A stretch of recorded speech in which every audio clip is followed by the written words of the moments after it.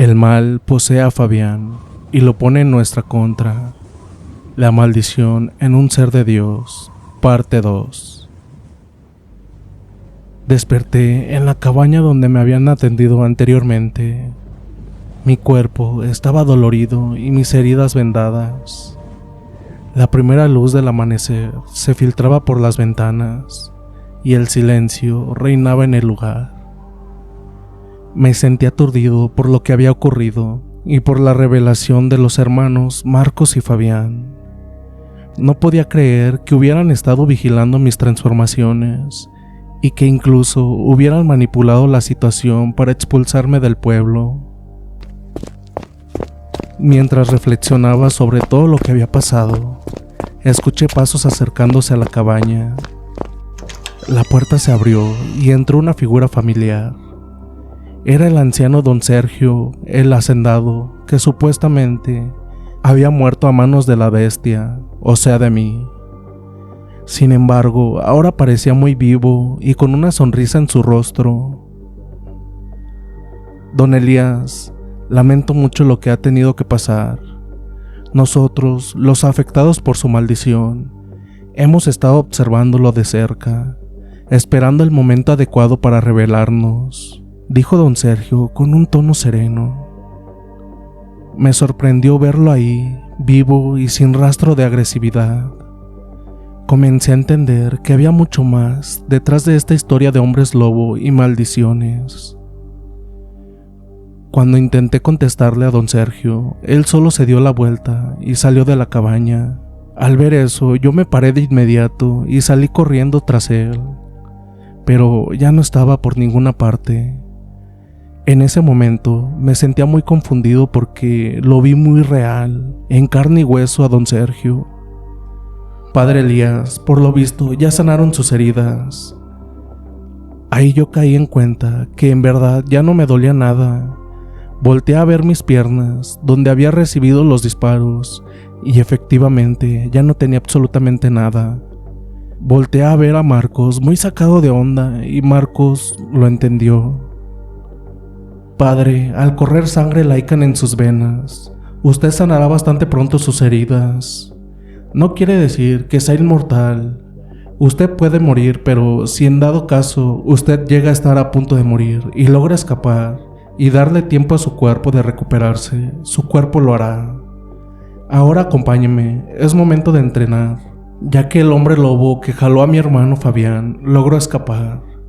Al darle alcance, él soltó a mi hermano y huyó, pero como Fabián estaba muy lastimado por todo el tramo que fue arrastrado, y pues escuchamos los disparos, decidí regresar a su ayuda. Así que tenemos que entrenar para que usted logre dominar su poder. Comenzó el entrenamiento. Cada que yo me transformaba, perdía el conocimiento y atacaba a los hermanos Fabián y Marcos. Ellos no entendían por qué yo no podía ser entrenado. En ese momento me sentía muy desilusionado porque no sabía cómo hacerle para no perder mi conocimiento. Así pasaron varios días y yo sin poder ver avances. Una de tantas noches, en plena madrugada, comencé a tener muchos espasmos, comencé a retorcerme, comenzó la terrible transformación. Afortunadamente, esa noche estaba completamente solo en la cabaña. Al término de mi transformación, salí corriendo sin ningún rumbo establecido. Corrí hasta llegar al acantilado donde prácticamente comenzó todo. Me quedé viendo a la nada. Estando ahí, comencé a escuchar voces dentro de mí que me decían: Elías, tú necesitas dominar ese poder lo antes posible. Al amanecer le dirás a Marcos o a Fabián que necesitas ir conmigo, con Lucas, el hombre lobo de Dios. Ellos sabrán a qué te estarás refiriendo. Lo único que necesitan es mutar en licántropos, y tú no los atacarás, ya que yo dominaré tu mente, dándote el razonamiento para que puedan llegar, ya que tú serás quien los guiará hasta aquí. En ese momento yo perdí el conocimiento y horas después sentí unos golpes muy leves que me despertaron. Al abrir los ojos, ahí estaba Marcos, que me preguntaba el por qué me encontraba en este lugar. Marcos, anoche tuve unas premoniciones, si se podrían llamar así. La verdad no sé de qué fue lo que pasó. Solo recuerdo que escuchaba una voz en mi cabeza que me decía que me llevaran con el hombre lobo de Dios, Lucas, que necesito dominar el poder lo antes posible. Cuando les estaba diciendo esto, vi su rostro. Era un rostro de asombro. Pero padre, ¿es en serio lo que me dice? Sí, es en serio, Marcos. Pero yo no sé llegar. Esa voz me dijo que necesitábamos transformarnos en licántropos. Pero padre, usted no lo domina y nos va a atacar. No, nada de eso. Esa voz me dijo también que él iba a tomar mi mente y que él nos guiaría hasta el lugar. Ok, solo que hay que esperar la noche. Más que nada porque usted necesita de la noche y la luna para poder transformarse. Así lo hicimos. El día transcurrió con muchísima normalidad. Cuando empezó a anochecer, yo empecé a sentir muchísimos nervios.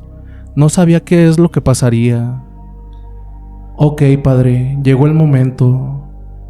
En ese momento, los tres, Marcos, Fabián y yo, comenzamos a hacer nuestras mutaciones. Pero la mía, yo sentía que era muy inquietante, ya que ellos no sufrían tanto al hacerla.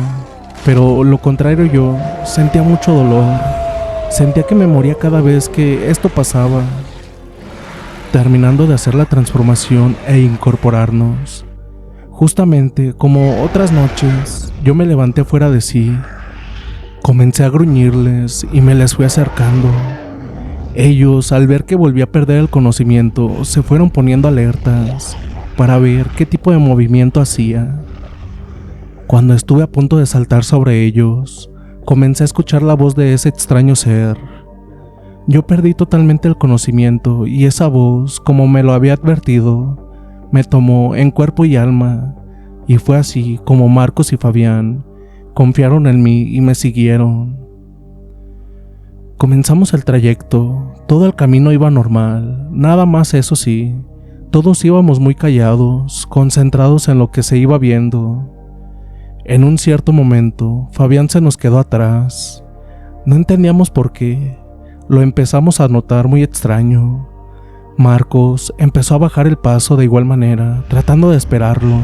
Pero de un momento a otro se comenzaron a escuchar unos extraños rugidos. Al voltear, vi a Fabián atacando a Marcos. La voz que me estaba manipulando era la que en momentos que yo tomaba conciencia, me iba poniendo al tanto de todo lo que ocurría. Prácticamente éramos dos almas en un solo cuerpo.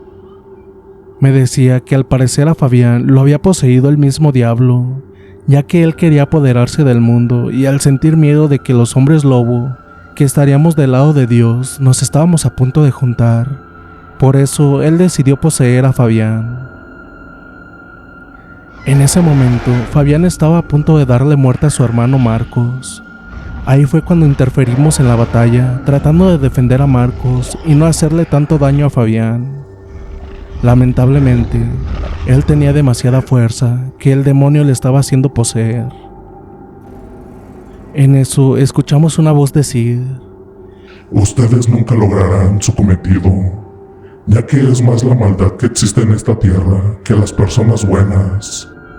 Nosotros lo seguimos enfrentando entre zarpazos y mordidas feroces, pero él tenía demasiado poder. En un descuido de nosotros, salió huyendo, llevándose el cuerpo y alma de Fabián. Al voltear y ver a Marcos, él se encontraba inconsciente. Así se mantuvo por alrededor de 1 hora, cuando al despertar y ver que no se encontraba su hermano, nos preguntó bastante angustiado de qué es lo que había ocurrido. Es ahí que le empezamos a contar y es ahí donde por primera vez vimos a un hombre lobo llorar. Y bien, comunidad, ¿qué tal les pareció esta segunda parte de la saga La maldición en un ser de Dios? Espero que esté siendo de su agrado, la verdad, la estamos escribiendo con mucho cariño para ustedes. Y pues no duden en comentar sus opiniones, también seguirnos por Instagram, por ahí podemos platicar un poquito más.